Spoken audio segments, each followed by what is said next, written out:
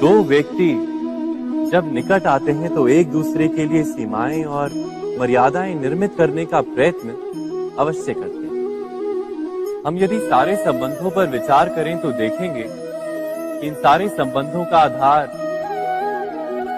यही सीमाएं हैं जो हम दूसरों के लिए निर्मित करते हैं। और यदि अनजाने में भी कोई अन्य व्यक्ति इन सीमाओं को तोड़ता है तो उसी क्षण हमारा हृदय क्रोध से भर जाता है।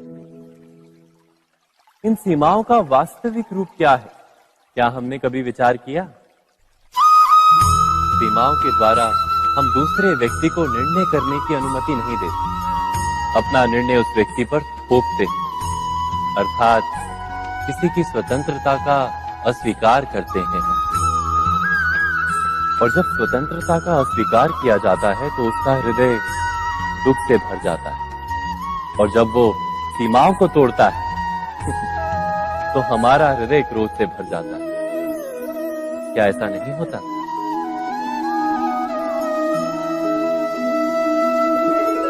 पर यदि एक दूसरे की स्वतंत्रता का सम्मान किया जाए तो किसी मर्यादाओं या सीमाओं की आवश्यकता ही नहीं होती। अर्थात जिस प्रकार स्वीकार किसी संबंध का देह है, क्या वैसे ही स्वतंत्रता किसी संबंध की आत्मा नहीं? स्वयं विचार कीजिए। सबके जीवन में ऐसा प्रसंग अवश्य आता है कि सत्य कहने का निश्चय होता है हृदय में, किंतु मुख से सत्य निकल नहीं पाता। कोई भय मन को घेर लेता है। किसी घटना अथवा प्रसंग के बारे में बात करना या फिर स्वयं से कोई भूल हो जाए उसके बारे में कुछ बोलना, क्या ये सत्य है? नहीं, ये तो केवल तथ्य है।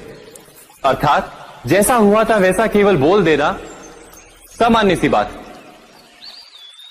किंतु कभी कभी उस तथ्य को बोलते हुए भी भय लगता है।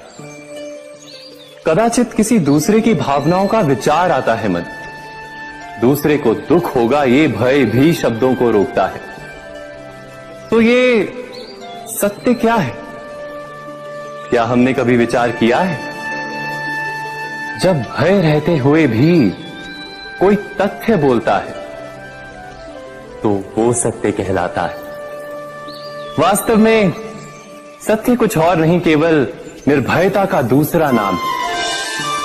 और निर्भय होने का कोई समय नहीं होता, क्योंकि निर्भयता आत्मा का स्वभाव है।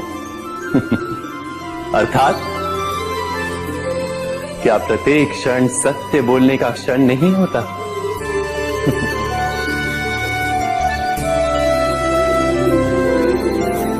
स्वयं विचार कीजिए।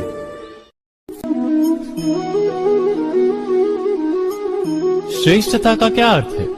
श्रेष्ठता का अर्थ है दूसरों से अधिक ज्ञान प्राप्त करना।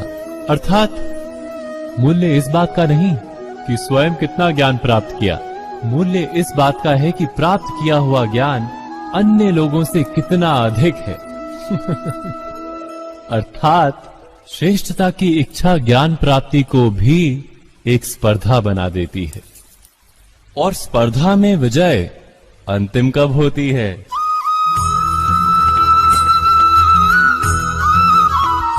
कुछ समय के लिए तो श्रेष्ठ बना जा सकता है, किंतु सदा के लिए कोई श्रेष्ठ नहीं रह पाता। फिर वही असंतोष, पीड़ा और संघर्ष जन्म लेता है। किंतु श्रेष्ठ बनने के बदले यदि उत्तम बनने का प्रयत्न करें तो क्या होगा? उत्तम का अर्थ है कि जितना प्राप्त करने योग्य है वो सब प्राप्त करना, किसी से अधिक पाने की इच्छा से नहीं, मात्र आत्मा की तृप्ति हेतु कुछ प्राप्त करना। उत्तम के मार्ग पर किसी अन्य से स्पर्धा नहीं होती, स्वयं अपने आप से स्पर्धा होती है। अर्थात उत्तम बनने का प्रयत्न करने वाले को देर अबेर सारा ज्ञान प्राप्त हो जाता है, बिना प्रयत्न के ही वो श्रेष्ठ बन जाता है। किंतु जो श्रेष्ठ बनने का प्रयत्न करता है वो श्रेष्ठ बने या ना बने, उत्तम कभी नहीं बन पाता।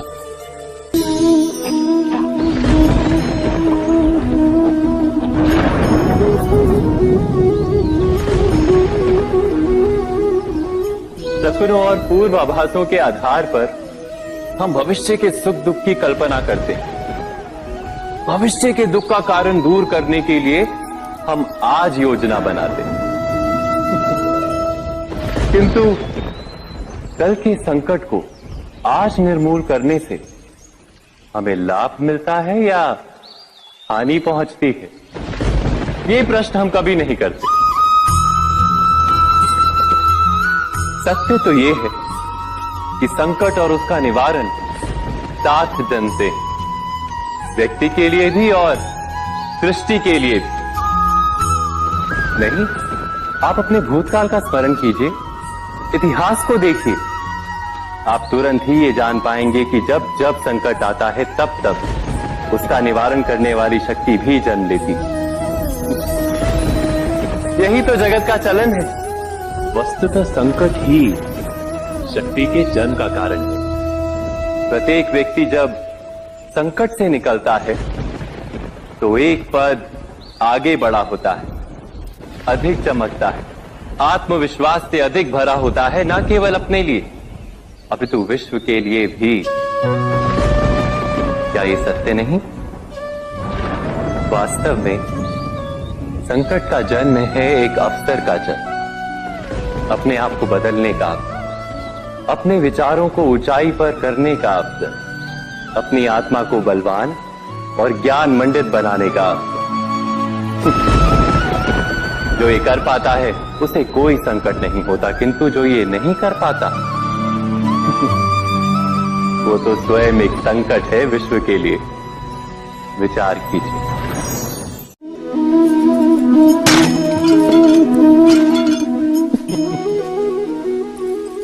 कभी कभी कोई घटना मनुष्य के जीवन की सारी योजनाओं को तोड़ देती और मनुष्य उस आघात को अपने जीवन का केंद्र मान लेता। पर क्या भविष्य मनुष्य की योजनाओं के आधार पर निर्मित होते हैं? नहीं। जिस प्रकार किसी ऊंचे पर्वत पर सर्वप्रथम चढ़ने वाला उस पर्वत की तलाई में बैठकर जो योजना बनाता है, क्या वही योजना उसे उस पर्वत की चोटी तक पहुंचाती है? नहीं। वास्तव में वो जैसे जैसे ऊपर चढ़ता है वैसे वैसे उसे नई नई चुनौतियां, नई नई विडंबनाएं, नए नए अवरोध मिलते हैं। प्रत्येक पद पर वो अपने अगले पद का निर्णय करता है।